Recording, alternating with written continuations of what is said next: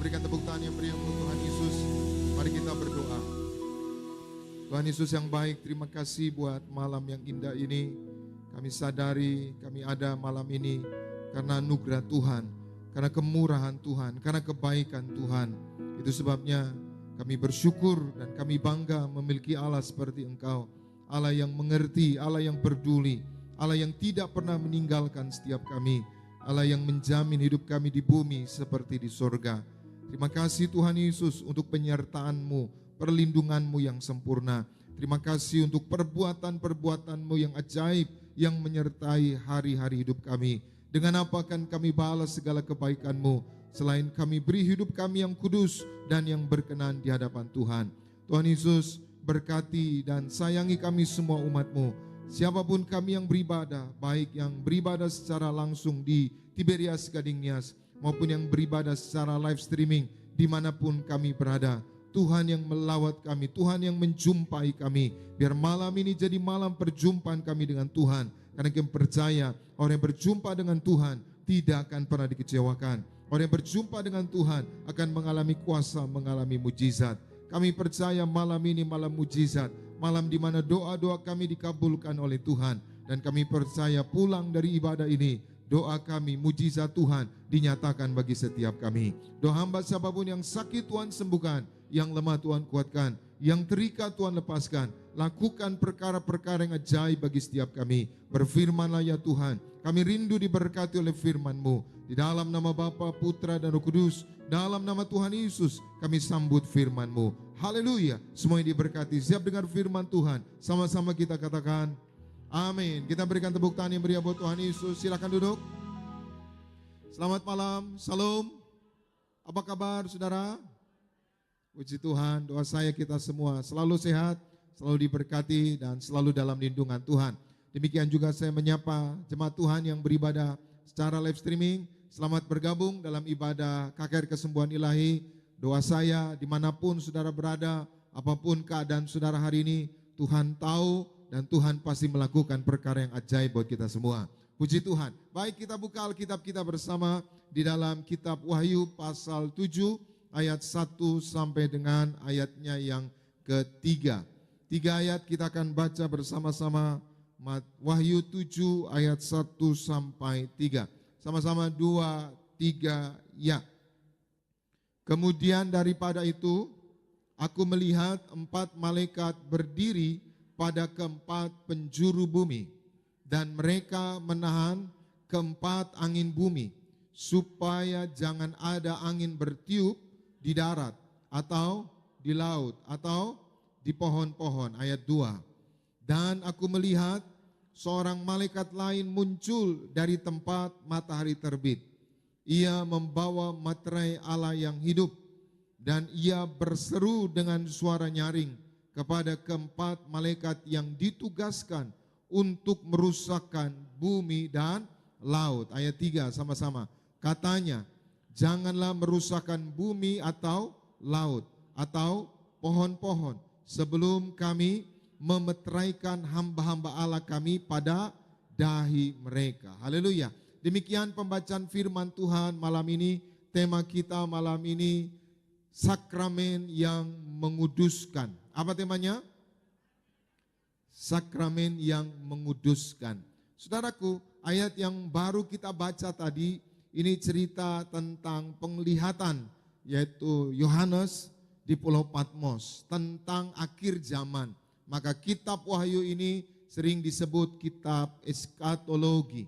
Artinya kitab tentang akhir zaman, saudara. Tentang kesudahan zaman. Dan hari ini kita sedang hidup di akhir zaman. Amin. Maka salah satu tanda akhir zaman adalah terjadi perang, lalu terjadi kelaparan, terjadi krisis, terjadi pemurtatan, terjadi penyesatan, terjadi kejahatan yang belum pernah terjadi.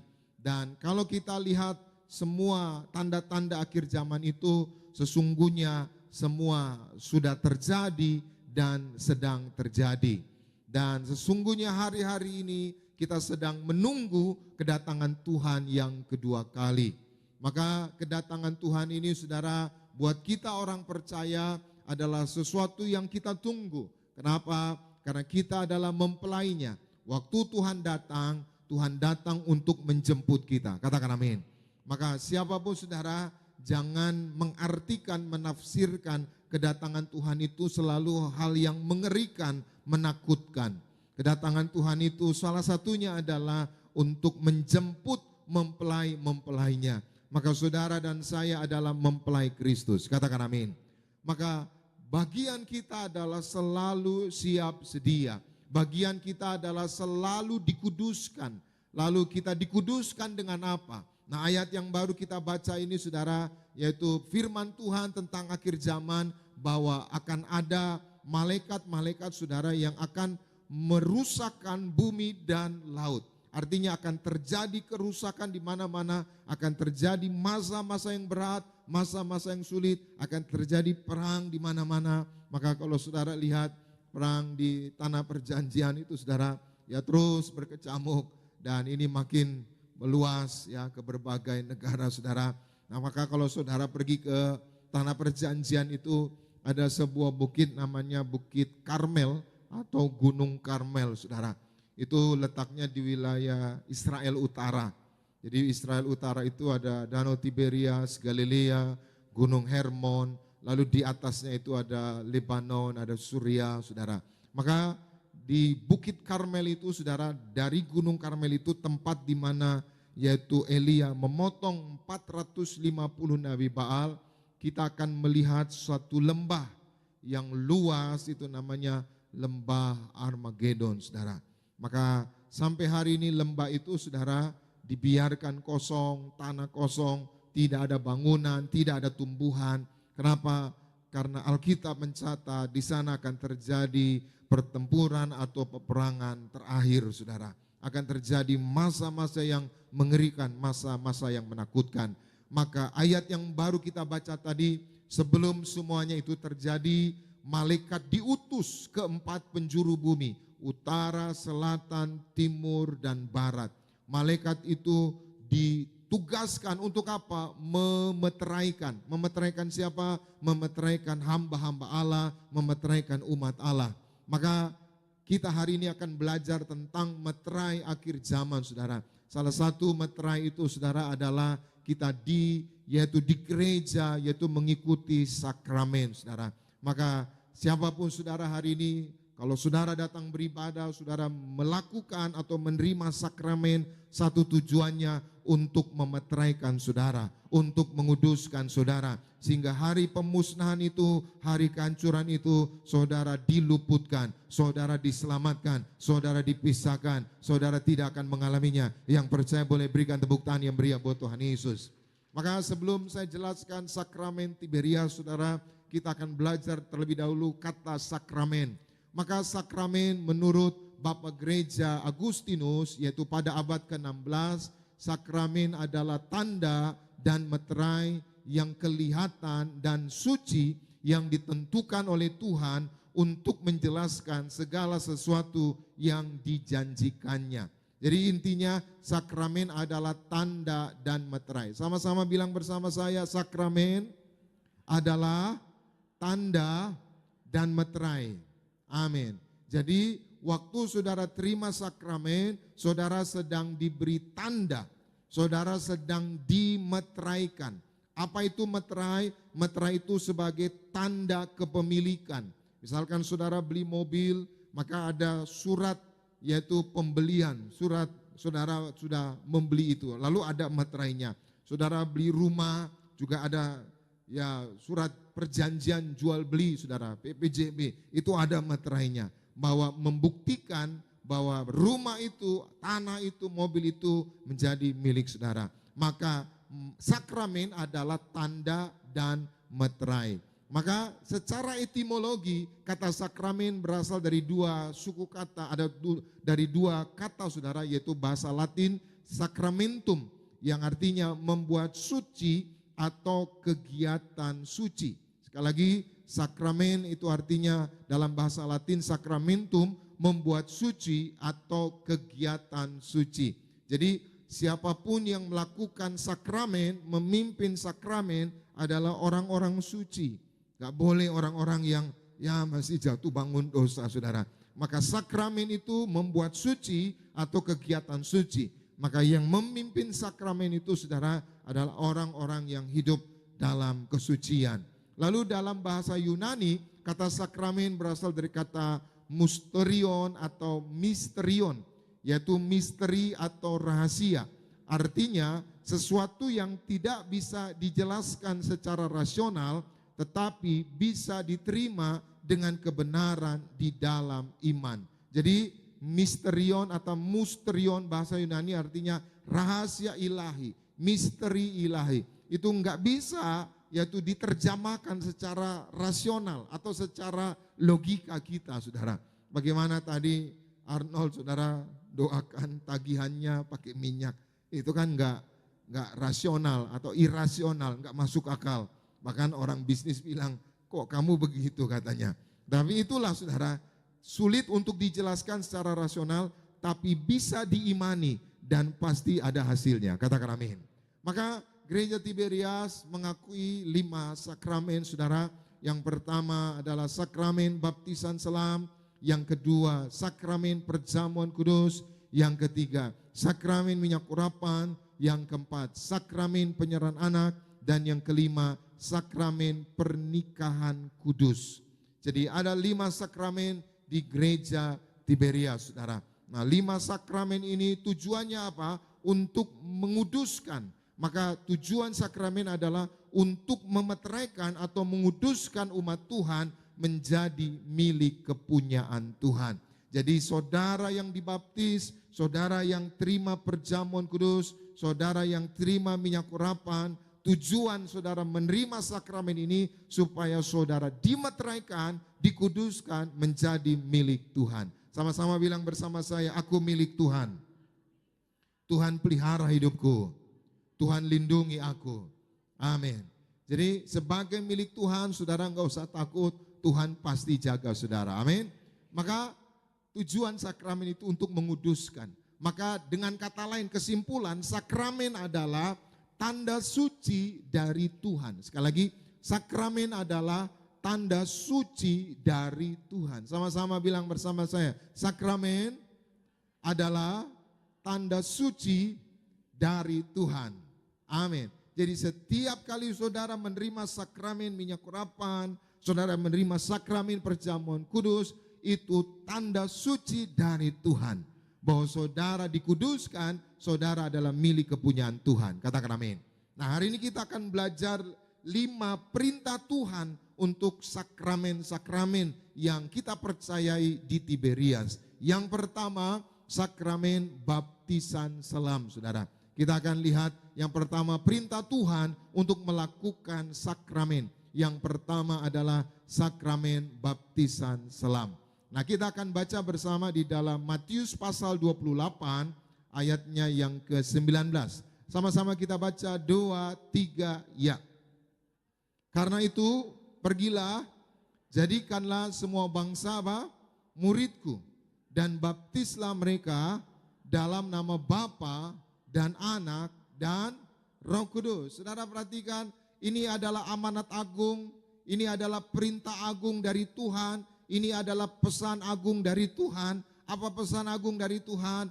Pergi, jadikan semua bangsa murid dan baptislah mereka. Garis bawahi kata baptislah mereka. Jadi ini perintah Tuhan bahwa orang yang menjadi pengikut Yesus, orang yang percaya Yesus, gak hanya percaya tapi harus dibaptis. Katakan amin.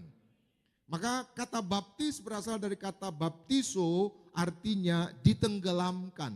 Nanti saudara baca Matius pasal 3, Yesus dibaptis oleh Yohanes Pembaptis. Maka kata air itu, saudara, berarti saudara Yesus keluar dari air. Jadi bukan dipercik itu, saudara. Dalam Alkitab, saudara, dipercik itu adalah darah. Jadi kalau imam itu, saudara, masuk ke dalam bait Allah, saudara, itu ada ruang kudus, ruang Maha Kudus.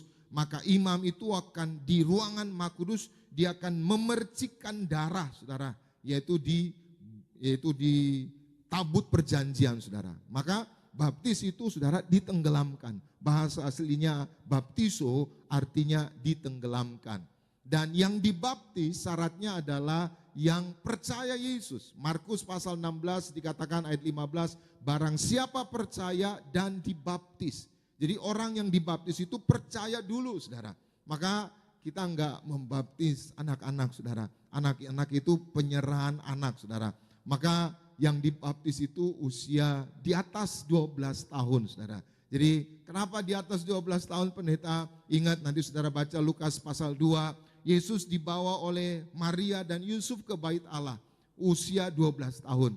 Nah Yesus itu diserahkan usia 40 hari saudara. Maka kita tidak membaptis anak-anak. Yang dibaptis adalah orang yang percaya. Nah maka waktu di baptisan itu kita tanya, apakah engkau percaya Yesus adalah Tuhan? Kan gak mungkin anak kecil ditanya, kamu percaya Yesus adalah Tuhan? Nah, dia ngomong juga belum bisa gitu saudara. Maka yang dibaptis adalah orang yang percaya Tuhan. Maka ada kesaksian seorang ibu saudara di Semarang, dia ya umurnya sudah hampir 90. Maka dia bilang, saya sebelum dipanggil Tuhan, saya mau dibaptis. Mendiang Pak Pareji, waktu itu Pak Pareji masih ada. Benar saudara, tiba-tiba suatu hari Pak Pareji ada kegiatan ke Semarang saudara. Lalu bikin acara baptisan. Maka Oma ini ikut baptisan saudara. Waktu ikut baptisan saudara, dia senang sekali, dia bahagia sekali. Selesai dibaptis Pak Pareji, dia bilang dia pulang ke rumah saudara. Lalu dia minta sama anaknya, dia mau makan yang enak-enak. Karena doanya udah dikabulkan bahwa dia mau dibaptis Pak Pareji. Akhirnya saudara dia dikasih anak-anaknya makan enak, makan ayam goreng macam-macam gitu saudara. Lalu itu jam 6 sore selesai makan, dia baring saudara, mau istirahat, mau tidur. Maka dia baring saudara, baring. Seperti biasa anaknya itu datang saudara, antar air hangat saudara, antar minuman untuk ditaruh di samping tempat tidur mamahnya. Lagi taruh air hangat saudara di samping tempat tidur. Lalu anaknya ini ingin merapikan selimut ibunya. Waktu dirapikan selimut ibunya saudara, anaknya ini pegang kok ibunya dingin gitu saudara. Kok dingin gitu saudara. Lalu dipegang nafasnya, dipegang nadinya. Ternyata udah gak ada lagi saudara. Maka doa ibu ini terkabulkan. Sebelum dipanggil Tuhan, ibu ini sudah dibaptis. Jadi warga sorga, dijemput malaikat. Kita berikan tepuk tangan yang meriah buat Tuhan Yesus. Jadi kita gak tahu umur di tangan Tuhan. Kapan kita dipanggil Tuhan kita nggak tahu. Tapi Alkitab bilang antara hidup dan maut hanya satu langkah jaraknya. Maka saudara nggak boleh main-main dengan hidup ini. Kapanpun kita bisa dipanggil Tuhan. Saudara yang belum dibaptis, maka lakukan saudara. Ini perintah Tuhan, ini amanat agung saudara. Ada lagi seorang ibu saudara, dia sakit ginjal saudara, sakit ginjal. Maka dokter memvonis saudara dia harus cangkok ginjal di RRT saudara. Maka sebelum dia cangkok ginjal di RRT saudara, maka dia ikut baptisan, waktu itu Pak Pareji masih ada. Lalu dia dibaptis, dia bilang, Pak Pareji kalau saya sembuh, saya janji ya biaya untuk cangkok ginjal saya akan berikan untuk gereja gitu. Ya Pak Pareji enggak ada nantang dia, Tiberias enggak pernah nantang gitu saudara. Tapi ibu ini yang janji bernazar saudara. Akhirnya Pak Pareji baptis saudara. Selesai keluar baptisan saudara, dia pergi ke Tiongkok untuk tadi cangkok ginjal. Ternyata apa saudara? Dokter di Tiongkok bilang apa? Ibu enggak perlu dicangkok karena ginjalnya ternyata masih bisa dan cukup di treatment saja, dikasih suntikan vitamin. Dan hasilnya apa saudara? Ibu ini sembuh dari sakit gagal ginjal. Tidak cangkok ginjal. Kita berikan tepuk tangan yang meriah buat Tuhan Yesus. Lalu ada seorang ibu juga saudara di Bali, ya ibu ini saudara tumor payudara, kanker payudara saudara. Bahkan payudaranya itu saudara ya udah habis lah gitu saudara, udah busuk gitu saudara. Tapi waktu itu akhirnya dia beranikan diri baptis saudara di Gading Indah. Puji Tuhan saudara, kanker yang mohon maaf 2 dadanya itu saudara, hasilnya kemarin dia cerita saudara, itu total saudara bersih, tidak ada satu titik pun. Kita berikan tepuk tangan yang meriah buat Tuhan Yesus. Nanti saya suruh kesaksian lagi saudara, bahkan dia bilang 100% nggak ada satu titik kanker tersisa. Biasa kanker itu masih ada sisa dan berapa tahun bisa hidup kembali saudara. Nah ini dokter menyatakan dia bersih. Hari ini saya doa, apapun sakit penyakit saudara, Yesus bisa sembuhkan kita, amin. Yang utama kita bertobat, katakan amin. Maka baptis itu penting saudara. Maka di Tiberias banyak yang bersaksi dibaptis. Ya tadinya saudara udah tender udah sign, udah mau tinggal bayar saudara, itu tiba-tiba bisa fail saudara, bisa gagal, bisa nggak jadi. Setiap kali tender saudara udah mau tanda tangan, udah mau setuju, udah mau bayar, tiba-tiba fail saudara. Ternyata ya ada yang namanya kutuk saudara. Kutuk itu ada kutuk dosa pertama, kutuk 3-4 turunan, kutuk 7 turunan, kutuk 10 keturunan saudara. Nah ketika kita dibaptis, kita mati bersama Kristus, bangkit bersama Kristus, menjadi ciptaan yang baru, amin. Segala kutuk dibebaskan, amin. Bahkan ada orang-orang saudara yang ya alergi seafood saudara, tapi puji Tuhan dibaptis, mereka disembuhkan. Nah kita akan ada baptisan hari Jumat, tanggal 4 Oktober, kita mengundang saudara yang belum dibaptis, mari, ini perintah Tuhan, sakramen itu artinya menguduskan, memeteraikan. Maka saudara ya boleh berdoa, tanya Tuhan, haruskah saya dibaptis? Saudara boleh tanya. Dan banyak jemaat saudara yang dituntun Tuhan, ditunjukkan Tuhan. Dan kita pun nanti akhir Oktober tadi Ibu Gembala hubungi, kira-kira akhir Oktober akan juga baptisan di Manado. Maka saudara yang di Manado akan ada kabar baik, nanti akan baptisan di Manado akhir Oktober. Maka ini penting saudara, kita nggak tahu kapan Tuhan datang. Maka saudara yang dibaptis, suatu hari saudara dipanggil Tuhan, suatu hari saudara menghadap Tuhan, saudara diundang pesta di sorga, katakan amin. Ya kita nggak tahu kapan umur kita, amin. Itu yang pertama, baptisan. Yang kedua, perintah Tuhan untuk melakukan sakramen, yaitu perjamuan kudus. Kita baca 1 Korintus 11 ayat 25. Sama-sama kita baca 2, 3, ya. Demikian juga ia mengambil cawan sesudah makan, lalu berkata, cawan ini adalah perjanjian baru yang dimeteraikan oleh darahku. Perbuatlah ini setiap kali kamu meminumnya menjadi apa? Peringatan akan aku. Saudara perhatikan, Yesus berkata apa? Perbuatlah ini. Perbuat apa? Perjamuan kudus. Perbuatlah ini sebagai apa? Peringatan akan aku. Jadi ini perintah. Perintah itu berarti harus dilakukan saudara. Bukan perintah manusia tapi perintah Tuhan. Apa kita harus mengingat pengorbanan Tuhan melalui apa? Perjamuan kudus. Maka saudara tekun, saudara terima perjamuan kudus, saudara dimeteraikan. Amin. Ada suatu kali saudara, seorang bapak saudara, anaknya sekarang udah jadi pendeta di Tiberias saudara. Dia sebelum dipanggil Tuhan saudara, dia terima perjamuan kudus saudara. Maka waktu dia mau dipanggil Tuhan, dia kumpulin anak-anaknya. Termasuk anaknya sekarang udah pendeta di Tiberias, namanya pendeta Reza itu saudara. Maka bapaknya ini bilang, sebelum dipanggil Tuhan, dia udah lihat saudara pintu surga saudara. Dia udah lihat gitu. Dan dia lihat saudara, yaitu apa, jalannya dari emas gitu saudara. Dan dia lihat tulisan Tiberias gitu saudara. Ya saya nggak ngarang-ngarang pendeta Reza, orang tuanya bersaksi, orang kalau udah mau mengembuskan nafas masih bohong kelewatan gitu saudara. Artinya bapak ini pasti benar saudara. Dia bilang dia lihat pintu surga saudara. Dia lihat banyak orang saudara, orang berkerumun. Maka mendiang Pak Parihaji sebelum dipanggil Tuhan, dia lihat gedung yang besar isinya jubah ke surga. Ya saya tidak nakut-nakutin saudara, tapi kita nggak tahu kapan Tuhan datang. Hari ini kalau saudara berjaga-jaga dengan perjamuan kudus, saudara pasti terangkat. Katakan amin. Tidak tertinggal, amin. Saya doa kita tidak tertinggal.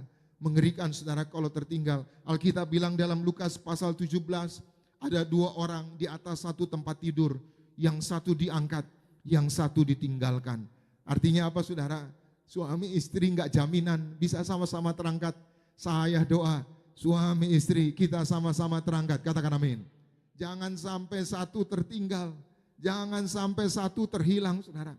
Maka ya pesan saya buat keluarga-keluarga, mari tekun perjamuan kudus, hidup dalam kekudusan, supaya suatu hari kita akan terangkat ke surga. Amin. Yang ketiga, perintah Tuhan untuk melakukan sakramen minyak urapan. Kita baca bersama Markus 6, 12 sampai 13. Sama-sama kita baca 2, 3, ya. Lalu pergilah mereka memberitakan bahwa orang harus bertobat, ayat 13. Dan mereka mengusir banyak setan dan mengoles banyak orang sakit dengan apa? Minyak. Dan apa? Menyembuhkan mereka. Saudara, ini perkataan Tuhan Yesus. Yesus mengutus murid-muridnya untuk menyerukan, untuk menyampaikan orang harus bertobat. Hari ini siapapun saudara, mari kita bertobat. Katakan amin. Maka bukan hanya bertobat, tapi mengusir setan dan mengoles orang sakit dengan minyak. Ini penting saudara. Kalau saudara diurapi minyak, saudara diluputkan dari mara bahaya. Amin. Diluputkan dari malapetaka. Ya, ada orang saudara, istrinya saudara dipelet orang saudara, dipelet orang sampai tinggalkan suaminya saudara. Ya, saya sedih sekali saudara. Istrinya bisa tinggalin suaminya, tinggalin anak-anak saudara. Sekarang ini banyak ibu-ibu saudara tinggalin suami. Saya doa ibu-ibu setia kepada suami, amin. Maka ibu-ibu hati-hati. Ya, kalau kita rumah tangga itu tengkar-tengkar, konflik itu biasa saudara. Rumah tangga itu konflik itu biasa. Kenapa? Karena memang dua menjadi satu, dua kepala jadi satu, biasa. Maka apapun konflik itu saudara, sikapi dengan benar, saling mengasihi, saling mengampuni. Maka Tiberias nanti ada yaitu retreat pasangan suami istri. Saya harap saudara ikut. Ya, kita nggak tahu nanti kapan Tuhan datang, tapi kalau saudara dipersiapkan suami istri retreat, saya doa saudara saling setia, amin, sampai selama-lamanya. Maka nanti tanggal 23 sampai 25 Januari ada retreat pasutri saudara. Itu penting. Jadi selain diajarkan firman Tuhan, juga nanti ada konseling saudara. Kadang-kala kalau suami mau diajak konseling hari biasa saudara, sibuk gitu saudara. Tapi kalau udah ikut retreat kan gak bisa pulang lagi gitu saudara. Maka kalau ikut konseling ya pasti bisa bersama-sama. Maka banyak hari ini saudara, ya istri-istri tinggalkan suaminya. Maka pesan saya, ibu-ibu, bapak-bapak, ibu-ibu kalau bertengkar jaga ucapan. Ya, kadang-kala sekarang, zaman sekarang ibu-ibu kalau berantem sama suaminya teriak-teriak, cerai, cerai, cerai gitu saudara. Sampai histeris, mau apa, cerai gitu saudara. Gak boleh itu, tahan diri, amin saudara. Hati-hati dengan ucapan kita. Iblis gak tahu hati kita saudara. Yang tahu hati kita namanya Tuhan Yesus, amin. Orang gak tahu, iblis pun gak tahu. Maka iblis itu bertindak, bekerja itu berdasarkan apa? Ucapan kita. Jadi pesan saya buat ibu-ibu kalau tengkar, hati-hati dengan ucapan. Jangan teriak-teriak. Pisah gitu saudara, jaga. Kenapa? Iblis bisa tunggangi saudara. Dan sekarang ya saya lihat banyak orang-orang ya gara-gara ekonomi ya, gara-gara ya suami pinjol. Jadi akibatnya apa? Suami ditinggalkan. Hari ini saya doa saudara enggak resesi, amin. Saudara enggak krisis. Kita punya Allah yang besar, Allah yang hidup. Tuhan pasti pelihara kita, katakan amin. Kuncinya apa? Hidup baik, hidup benar, amin. Ada seorang bapak saudara, dia ada urus satu kerjaan saudara. Kerjaan ini sebenarnya udah bertahun-tahun orang kerjain gak selesai-selesai saudara. Kerjaannya di luar negeri gitu saudara. Tapi waktu bapak ini kerjain saudara, kebetulan bapak ini orang Tiberias, selalu perjamuan kudus, minyak urapan, dan dia bertobat saudara. Sekali dia kerjain kerjaan ini selesai saudara. Selesai nilainya hampir 1 T saudara. Dan bapak ini mau dikasih upah saudara 16 M. Tapi dia bilang sama saya tolak katanya gitu saudara. Ya dia enggak mau, takutnya lupa saudara, karena takutnya uang banyak dia lupa. Artinya apa? Kalau kita bertobat, tangan kita ada kuasa, katakan amin. Sekali lagi, kalau kita bertobat, mulut kita ada kuasa, amin.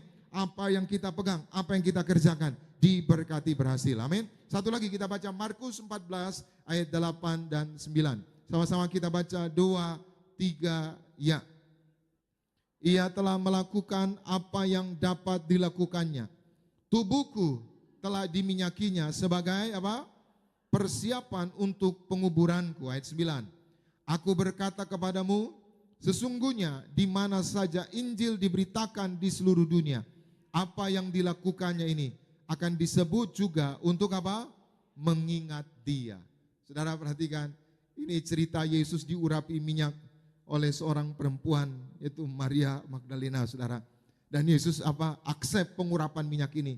Diurapi di kepala, diurapi di tubuh, diurapi di kaki. Ya kalau saudara selalu diurapi minyak, anytime saudara dipanggil Tuhan, yang jemput malaikat. Katakan amin, saudara.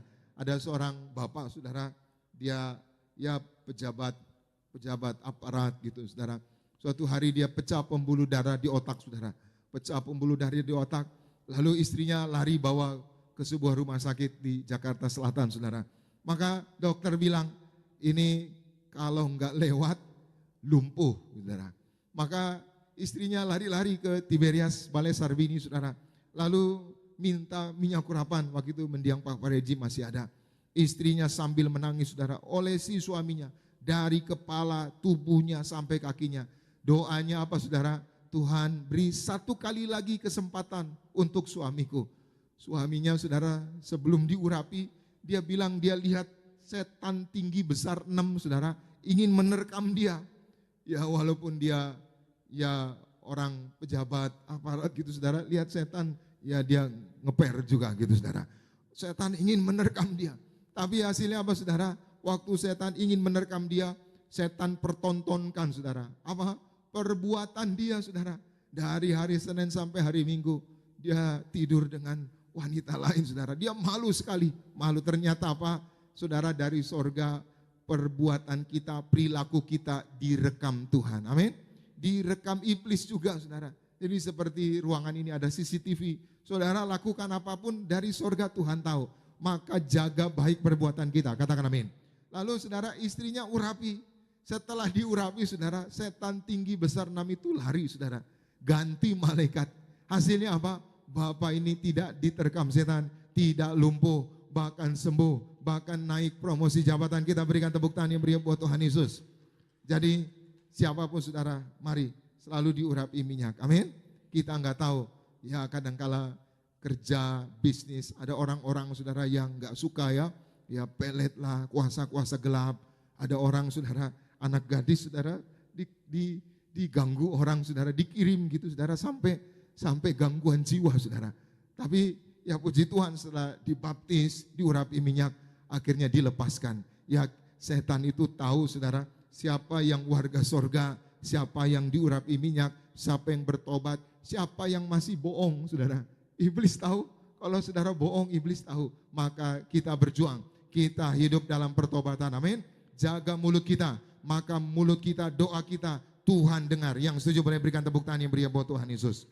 Yang keempat, sakramen yang Tuhan perintahkan untuk dilakukan yaitu penyerahan anak. Kita baca bersama di dalam Lukas pasal 2, 21 dan 22. Sama-sama kita baca 2, 3, ya. Dan ketika genap 8 hari dan ia harus disunatkan, ia diberi nama Yesus, yaitu nama yang disebut oleh malaikat sebelum ia dikandung ibunya. Ayat 22. Dan ketika genap waktu pentahiran menurut hukum Taurat Musa, mereka membawa dia ke Yerusalem. Untuk apa? Menyerahkannya kepada siapa? Kepada Tuhan. Jadi saudara, saya sudah ulang-ulang baca Alkitab ya. Saya belum pernah lihat bayi dibaptis itu, saudara. Tapi bayi itu diserahkan. Maka dasarnya apa? Ini dasarnya Tuhan Yesus, saudara. Jadi setelah Maria melahirkan, saudara, hari ke-8 Yesus dikasih nama, atau tradisi tanah perjanjian disunat, saudara. Maka itu hari ke-8 diolesi minyak, saudara. Diolesi minyak. Lalu mulutnya, saudara, ditetesi anggur. Ditetesi anggur. Nah, baru setelah 8 hari, saudara, ibunya itu melewati masa nifas atau masa pentahiran. Kalau anaknya laki-laki, ibunya ini harus mengurung diri, nggak boleh berinteraksi, nggak boleh memegang barang-barang yang kudus selama 33 hari. Jadi 33 hari ibunya ini akan mengalami yaitu masa pentahiran atau nifas. Jadi 33 tambah 8 kira-kira 41. Maka Yesus dibawa ke Yerusalem untuk diserahkan umur 40 hari. Maka anak-anak itu tidak dibaptis. Anak-anak itu penyerahan anak, saudara. Jadi dari umur 8 tahun sampai 12 tahun itu anak-anak diserahkan. Maka Markus 10 Yesus bilang ketika murid-muridnya menghalangi anak-anak ingin datang, Yesus bilang apa? Biarkanlah dia, karena mereka lah yang mempunyai kerajaan sorga. Maksudnya orang-orang yang polos gitu, saudara. Orang-orang yang gak punya niat macam-macam. Seperti anak-anak yang layak untuk pesta di sorga. Maka Yesus menumpangkan tangan. Jadi anak-anak itu diserahkan, saudara. Diurapi minyak. Untuk apa? Untuk menjadi milik Tuhan. Untuk dilepaskan dari segala kutuk.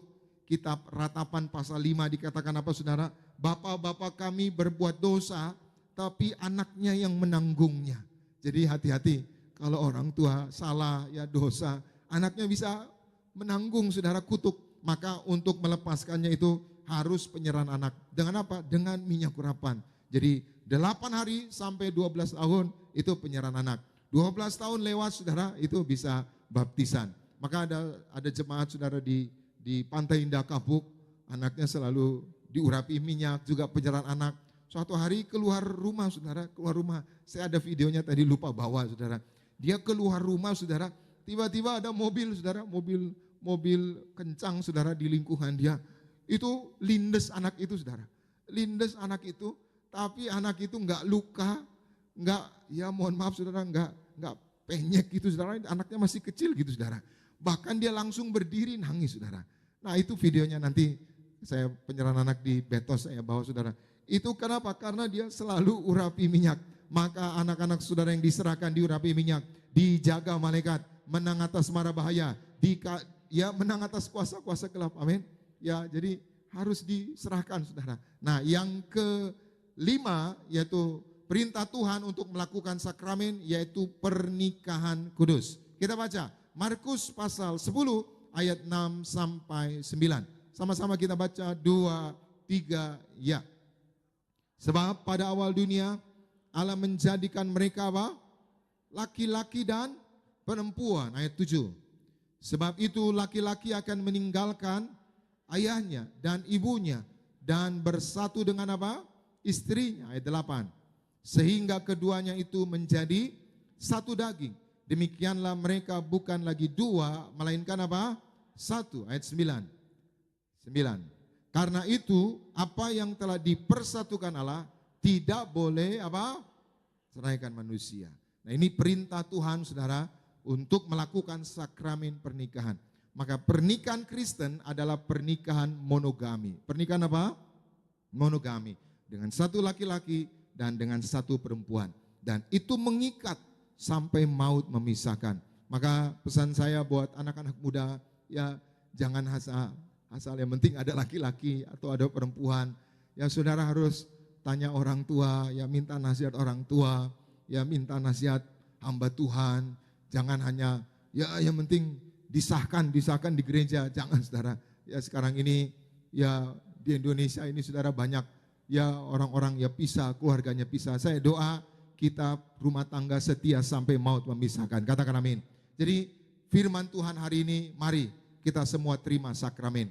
Maka Tiberias akan mengadakan baptisan selam pada hari Jumat tanggal 4 Oktober. Juga di Manado nanti akhir Oktober, saudara persiapkan. Dan minggu depan tanggal 11 Oktober ada penyerahan anak.